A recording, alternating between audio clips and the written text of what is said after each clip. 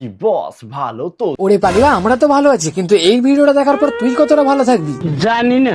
তোমাদের একটা ফ্রি ফান্ডের অ্যাডভাইস দেবো। এক সেকেন্ড, তোর অ্যাডভাইস তোর পুঁতে রাখ, আমাদের লাগবে না। জীবনে বন্ধুত্ব করে অনেক কিছুই হারিয়েছি। মানে ঠিক বুঝলাম না, তুই কি তোর ব্র্যান্ডের কথা বলছিস? এটা হচ্ছে আউসালো টিম, এটা নাম না, এটা ব্র্যান্ড ব্র্যান্ড। মানে যেখানে একটা 2.5 বছরের বাচ্চাকে নিয়ে একটা আদ্দামরা ছেলে দিনরাত ন্যাকামো দেখিয়ে বেড়ায়, আর বাকি দুজন তো কন্টেন্টের নামে সাংসারিক যাত্রাপালা দেখিয়ে বেড়ায়। এক সেকেন্ড, তোকেও একটা পার্ট দিয়েছিল না? আধা ঘন্টা টাইম দিয়েছে পুলিশ স্টেশন থেকে, ওকে আবার রিটার্ন দিয়ে আসতে হবে। মেরে ফেলে দিস না। স্যার কষ্ট পাস না, আমরা প্রথমেই জানতাম ওটা ব্র্যান্ড না, ছেঁড়া প্যান্ট। তারা ইচ্ছে করে শুটটা ফেলেছিল যাতে আমার বার্থডেতে না আসতে হয়, কারণ সেখানে রণপ্রীতি প্রেজেন্ট থাকবে, আর রণপ্রীতির মুখ দেখলে আমি জানি না কি মহাভারত তাদের অশুদ্ধ হয়ে যাবে। ওরে পাগলা, তুই জানিস না তিথি আর প্রীতি বাংলার ডোমেস্টিক নেকি, আর একই মঞ্চে দুটো নেকি একসঙ্গে থাকলে তিথির জাতীয় নেকি হওয়ার স্বপ্ন ভেঙে যেত। এই কথা যদি আরেকবার তুমি মুখে আনো না, তোমার ওই মুখে আমি ঝামা ঘষা দিব। আমি নির্লজ্জের মতন তাদেরকে রিকোয়েস্ট করি। এক সেকেন্ড, নির্লজ্জের মতো? সোনা, ওই একই খারাপ কিছুদিন আগে আমাদেরও লেগেছিল। একটা আদ্দামরা নাকানাকির ভুলভাল কাজকর্ম চোখের সামনে দেখেও সেটাকে আবার প্রোটেক্ট করছিলিস, নিজেই একজন রোস্টার হয়ে। প্লিজ আমাকে ক্ষমা করে দাও প্লিজ। লজ্জা লাগা দরকার। না না, এই হলো আমাদের আইসোলো টিম, যেটা সত্যি বলতে একটা ব্র্যান্ড, এটা নাম না, এটা ব্র্যান্ড। কিন্তু চায়না কোম্পানি। সালা বোর্ডে বোর্ডে শর্ট সার্কিট হয়ে মাঝখান থেকে ছোট্ট ছেলে জাম্পারটা ফেলে দিয়েছে।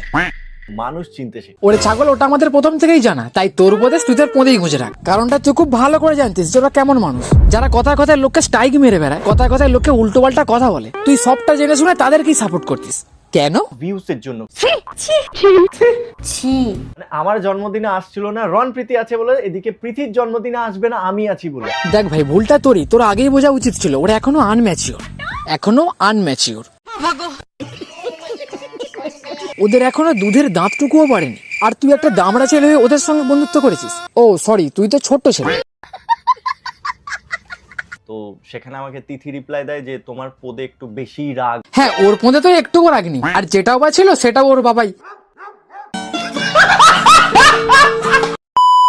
আমাদের মধ্যে কোনো কন্ট্যাক্ট নেই, কোনো কথাবার্তা নেই, তারপরও কেন তারা এই জিনিসটা পোস্ট করলো? ভিউসের জ্বালা কাকে বলে জানিস? ও ছেড়েছে সেই জন্য।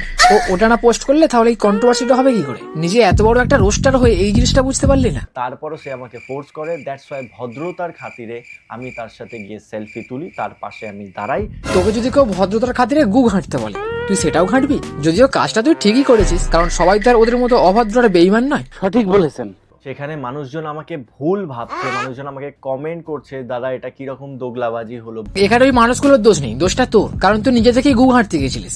শুধু শুধু লোকের গায়ে গু ছড়াছড়ি করে লাভ নেই, কারণ তারা সবকটা একই ধরনের মাল। দুদিন পরে দেখবো আবার একই থালায় ভাত খাচ্ছিস। কারণ দিস ইজ বিজনেস। বলছি, হ্যাঁ, তোরা কিছুদিন আগে কি যেন বলছিলিস? এটা হচ্ছে আউসালো টিম, এটা নাম না, এটা ব্র্যান্ড ব্র্যান্ড। ওই জুতোটা গেল কই?